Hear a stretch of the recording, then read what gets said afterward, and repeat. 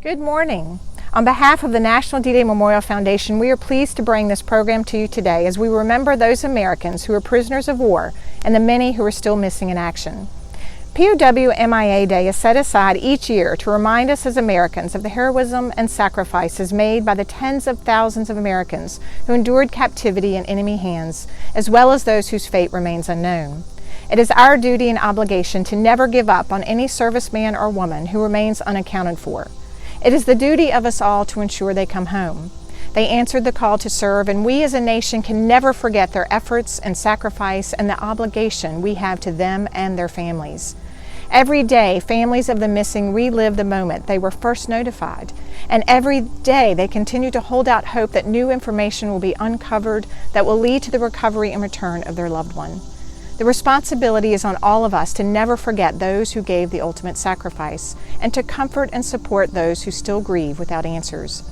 We thank you today for helping us honor and remember the more than 81,900 Americans still unaccounted for from World War II, the Korean War, the Vietnam War, the Cold War, the Gulf Wars, as well as other conflicts. As a group, they remain in our memory on this hallowed day of reflection, but for the families of those missing, they were remembered every day. They are remembered in what they meant to family members, what was lost, and the lack of a final resting place. World War II ended 75 years ago. For America, it lasted less than 4 years, but it claimed more than 400,000 American lives, saw more than 130,000 Americans taken as prisoners of war, and at the beginning of this September, a war that still continues to list 72,579 Americans as missing in action. 5 years later, America found itself at war in Korea, and in 3 bloody years, more than 35,000 Americans died, more than 7,100 were taken captive, and 7,578 continued to be listed as missing in action. Then came Vietnam, a war that resulted in more than 58,000 deaths, almost 800 POWs, and more than 2,500 missing and unaccounted for Americans, a number that is now 1,586. But today is more than just a recounting of numbers. It is a painful reminder that those numbers are loved ones. Their families remember, and we must remember too. We owe them our eternal gratitude.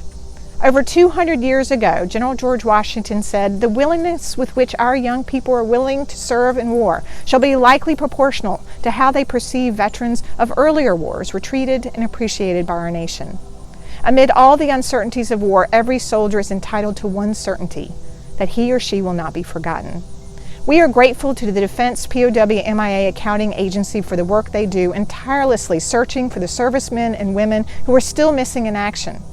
Their mission is to provide the fullest possible accounting for our missing military personnel to their families and the nation. Just over a year ago, their work led to the announcement that U.S. Army Air Force's 2nd Lieutenant William J. McGowan, 23 of Benson, Minnesota, killed during World War II, was accounted for. In June 1944, McGowan was a member of the 391st Fighter Squadron, 366 Fighter Group, 9th U.S. Air Force. He was killed on D-Day, June 6, 1944, when the P-47 Thunderbolt aircraft he was piloting crashed while on a mission near the city of Saint-Lô, France. In 1947, based on information provided by a French citizen, the American Graves Registration Command investigated a crash site that was possibly associated with McGowan's loss. Eyewitnesses reported that the aircraft burned for more than a full day after impact, and that it had been embedded deeply into the ground. An American Graves Registration Command team removed wreckage from the impact crater, but failed to locate McGowan's remains. As a result, on December 23, 1947, his remains were declared non-recoverable. In 2010, a team from the Joint POW-MIA Accounting Command traveled to the crash site and after evacuation eventually found and identified McGowan's remains. McGowan's name is recorded on the tablets of the missing at the Normandy American Cemetery, an American Battle Monuments Commission site in Colleville-sur-Mer, France, along with the others missing from World War II. A rosette will be placed next to his name to indicate he has been accounted for. His name is also here at the National D-Day Memorial on our necrology wall in memory of those who gave their lives on D-Day, June 6, 1944. Much remains to be done to recognize the more than 81,000 Americans still unaccounted for from World War II, Korea, Vietnam, the Cold War, the Gulf Wars, as well as other conflicts. But we can pledge to never forget them or their families and to keep their memory alive until all are accounted for. With this in mind, today we will dedicate our own POW-MIA flagpole situated by our Gold Star Families Monument. This flagpole was generously donated by a local chapter of Rolling Thunder. This flag will fly each day at the memorial to remind us all that we must never forget.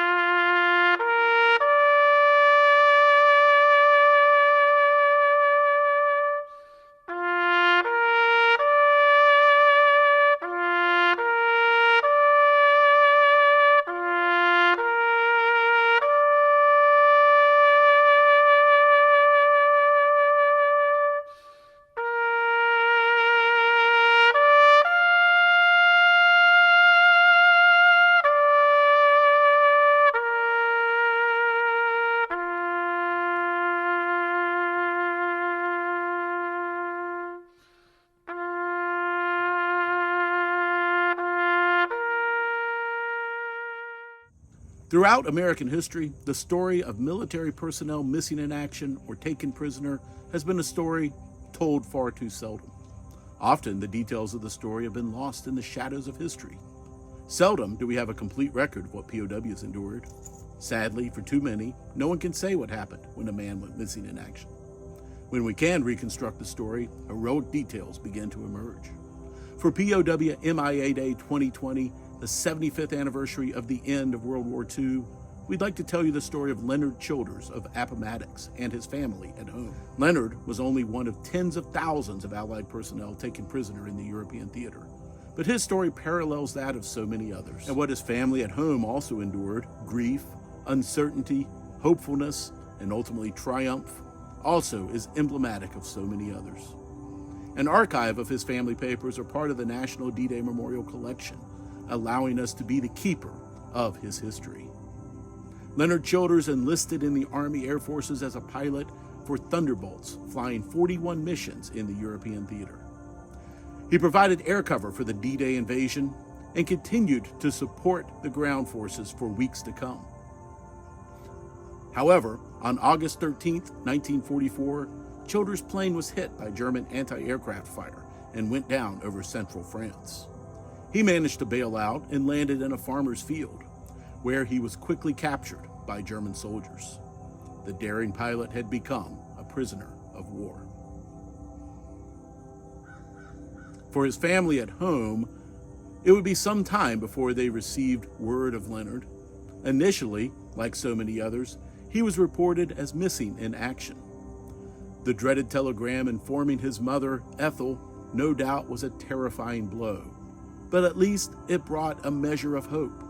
Missing in action was not necessarily killed in action. Was Leonard alive? Was he safe? Or was he dead and his body lost forever? We can imagine the anguish of Mrs. Childers as the days went by without a word. In October, the word finally came unexpectedly. Leonard was alive in a prisoner of war camp in Germany. Occasionally, shortwave broadcasts in Germany allowed POWs to send word home, usually only a sentence or two. While few people had shortwave sets or the ability to monitor German broadcasts, the War Department took careful note and notified Mrs. Childers that her son was indeed alive and his voice had been heard. Soon, postcards from across the nation began to arrive to confirm the news for Mrs. Childers. Ham radio operators or interested civilians, especially those who had their own loved ones missing in action, routinely tuned in to the German broadcasts, hoping to hear something of their lost sons. When they heard a name or a hometown mentioned, they would send a postcard to the next of kin, informing the family that their loved one was alive. From that, a network of families developed across the nation, mutually supporting each other and sharing news as it came in. If one wife or mother received a letter from a son mentioning another POW, she would diligently pass the word along. Thus was hope kept alive. In one letter to Mrs. Childers, a Mrs. Lee from Richmond noted that we mothers are certainly fighting our battle here, trying to go on, and can only pray that God, who does all things well, will give us the victory, and soon. Meanwhile, Leonard was also fighting his own battle. Within days of being shot down, he had the opportunity to send a short note home. Well, things have certainly changed a lot since my last letter. Because I was knocked down, and captured a few days ago, and now I'm in a prisoner of war camp, he reported on August 19th, although the letter will not be delivered for months afterwards. Over ensuing months, Leonard was able to write a few more short notes home by way of the German prisoner of war system. His letters were always upbeat and positive. German censors would not allow any information very critical of the camp, and neither did Leonard want to worry his parents. Still, hints leak out in his letters that all was not well with the prisoners. I'm still okay, in good health, but pretty hungry. I'm still well and healthy, not overfeeding myself though. If there's anything I'd rather have right now, it's food. We're certainly eating regularly thanks to the Red Cross. Nevertheless, Leonard often closed his letters with a simple message: don't worry about me. While in camp, Childers was able to take classes offered in a makeshift school, play sports, listen to musical performances by his fellow inmates. He also developed a hobby, probably carried out in secrecy. He put some pre-war work at a foundry to use in casting pilot wings for himself and his buddies in the camp. His wings were a sort of declaration of defiance to his captors. I may be behind barbed wire, but I am still an American and still a pilot. The story of Leonard Childers, unlike so many others, has a happy ending. In May of 1945, with the war in Europe ending, his POW camp was liberated, and he was returned to American hands.